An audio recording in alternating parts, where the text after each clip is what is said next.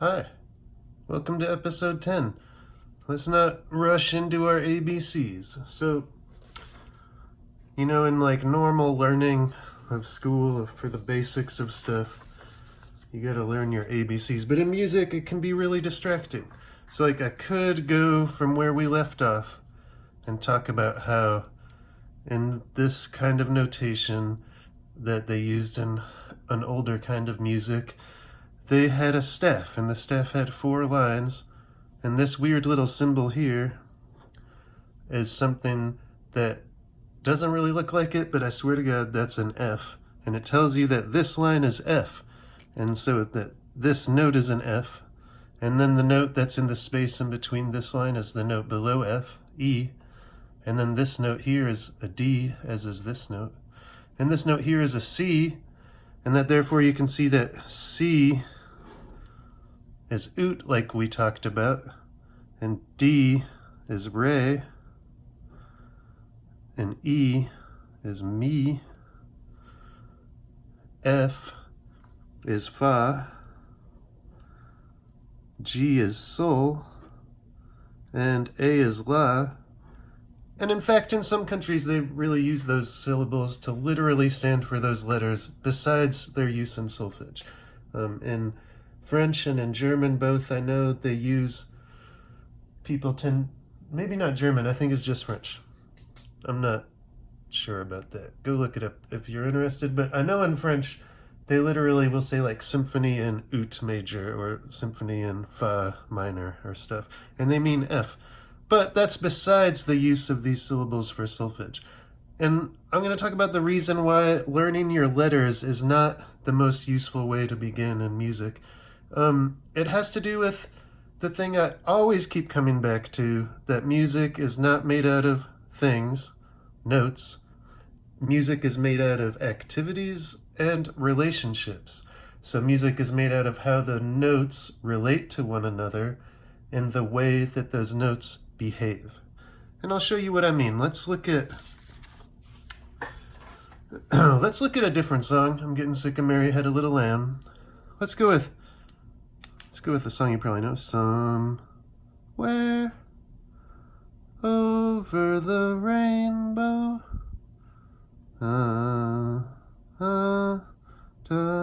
Sorry, I forget the words.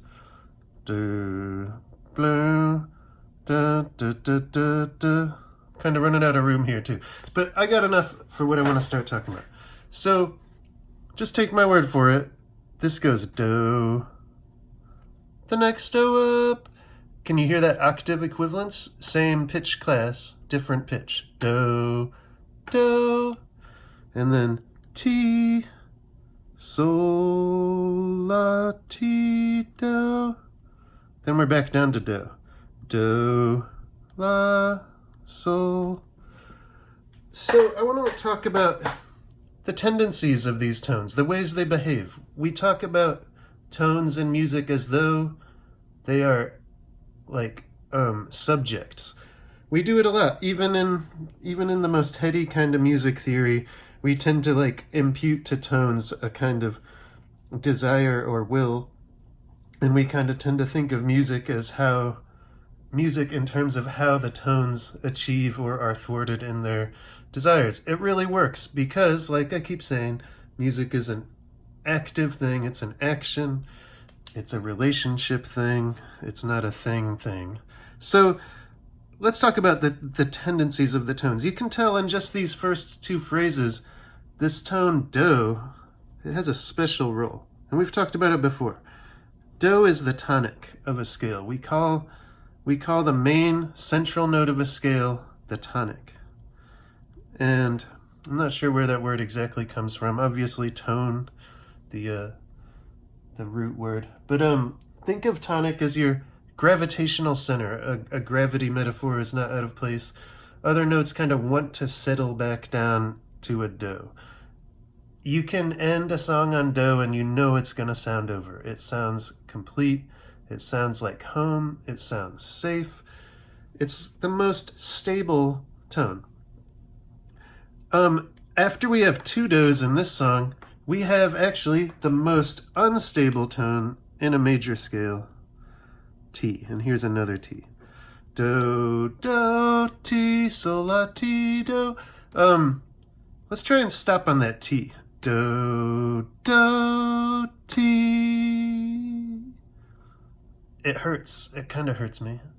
Especially if we stop on the second one. Do, do, ti, sol, la, ti. Don't you want it? Don't you want it to go to do? It wants to go to do. That's how we think about it in music. And that's what I mean when I'm talking about the tendencies of tones. The strongest tendency that we have in music linearly is for T to go to do. T's want to go to do. It's kind of an overarching rule.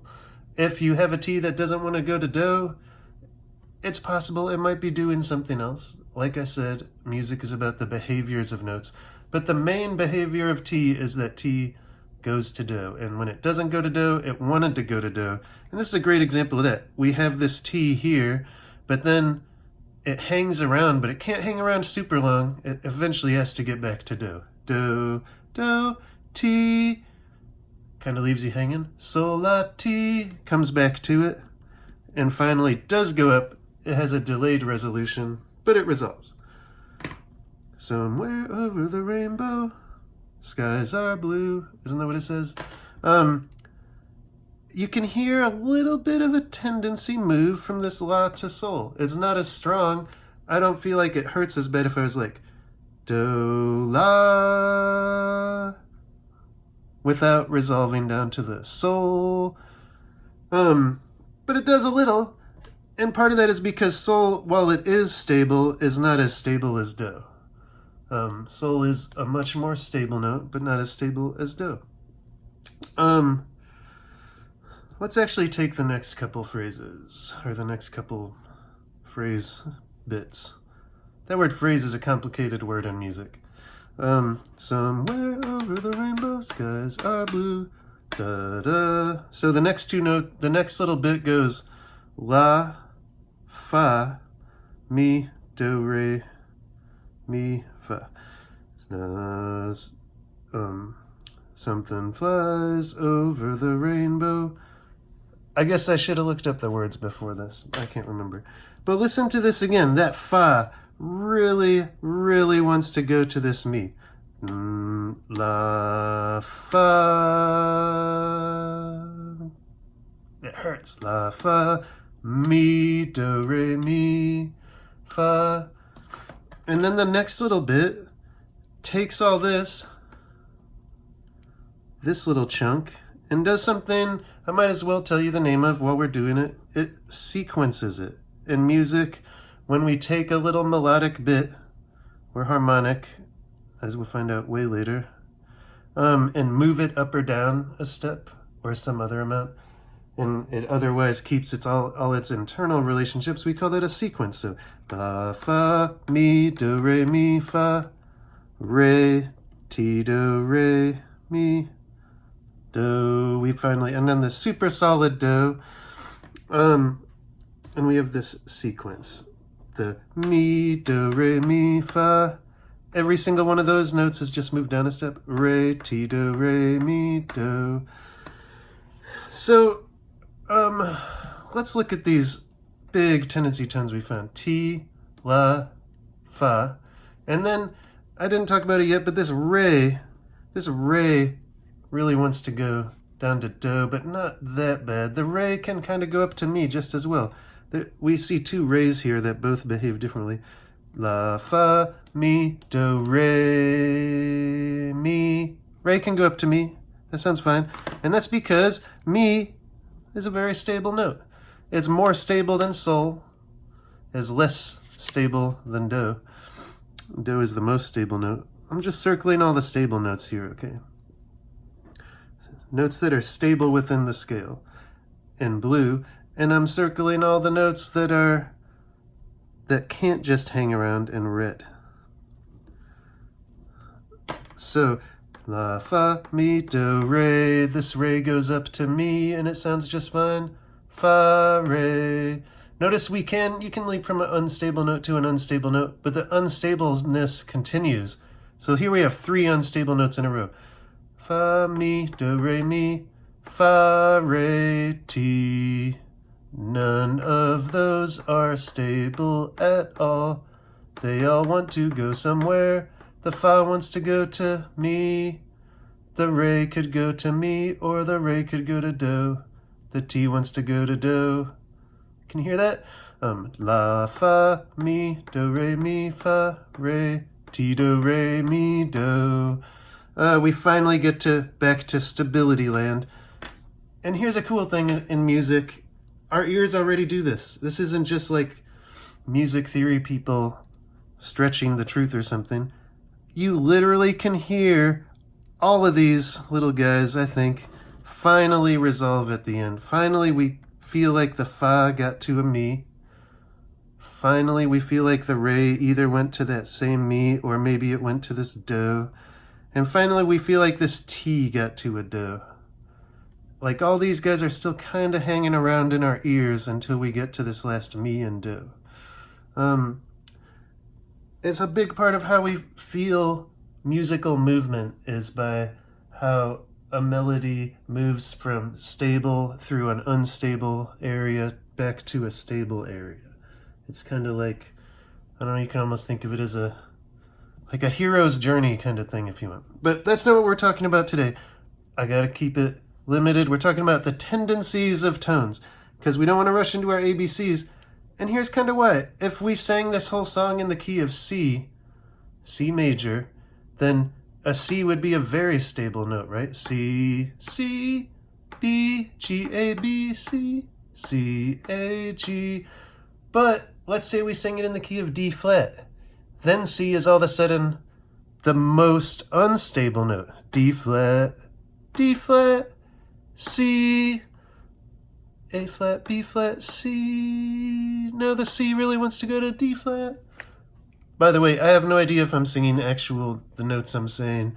That's a matter of perfect pitch, and that's a matter of how we connect our relational concept of pitch to the actual letter names. And that's another problem about rushing into the letter names.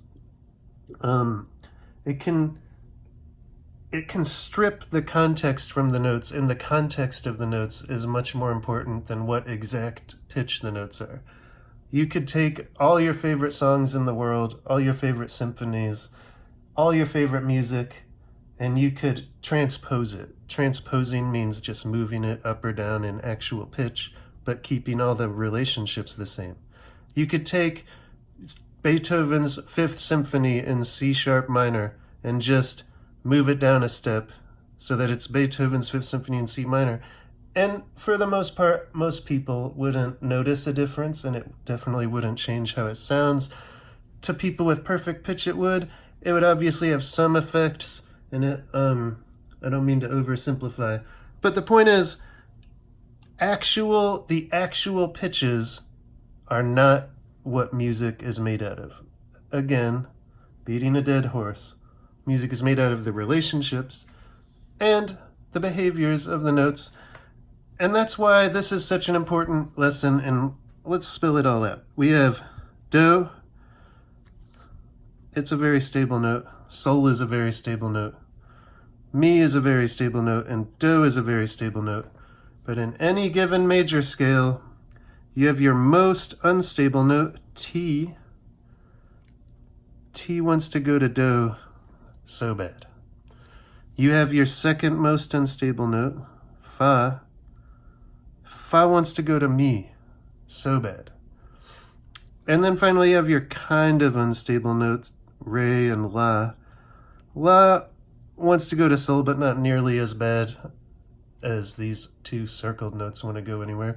And Re kind of wants to go to mi and kind of wants to go to do, but it's not as intense of a need. Fa and Ti, those are your biggies. Those are your big tendency tones. And we're about out of time, but I hope this kind of showed you why I'm not rushing right into notation and how you put notes on a staff and read notes off a staff. To really understand music, you're way better off spending a lot more time understanding scale degrees, solfege, how the notes interrelate, and then it doesn't matter what key it's in. All right, have a good day. Bye.